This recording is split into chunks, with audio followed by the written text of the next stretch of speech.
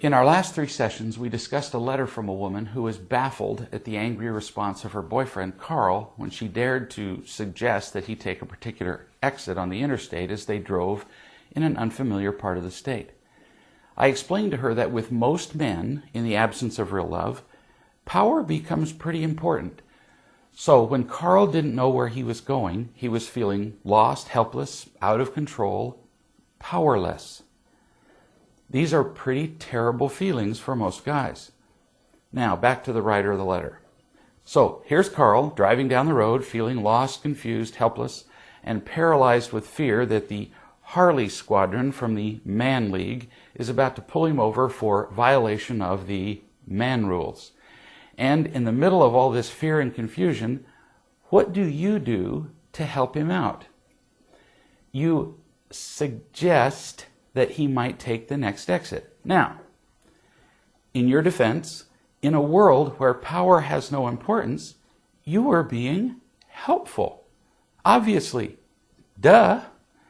But in a world where power is the thing, when you suggested that he take that exit, what were you doing?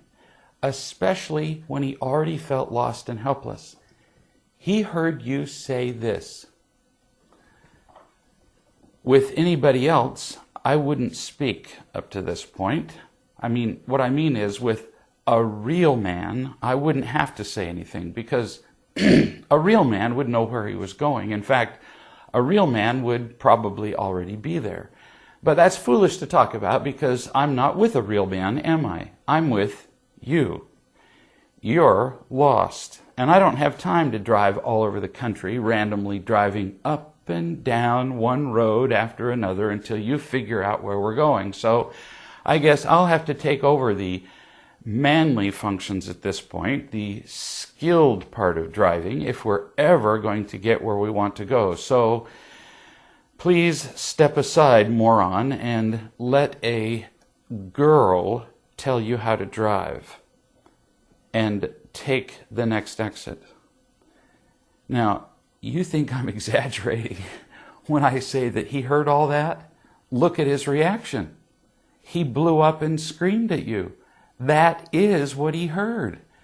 In the world of imitation love, in the world of power, and on the field of death, innocent little comments really get distorted like that.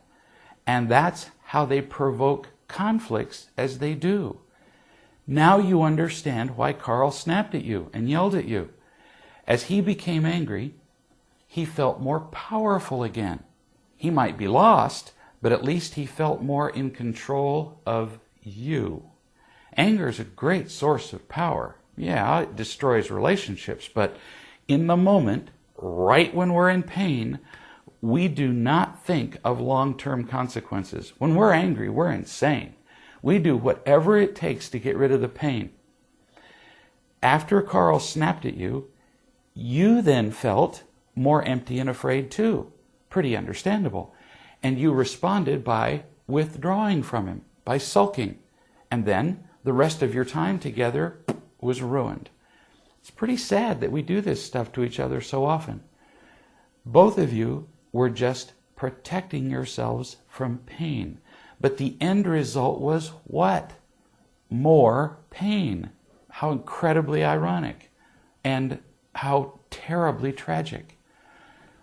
What could you have done to handle this differently? We'll talk about that in our next session.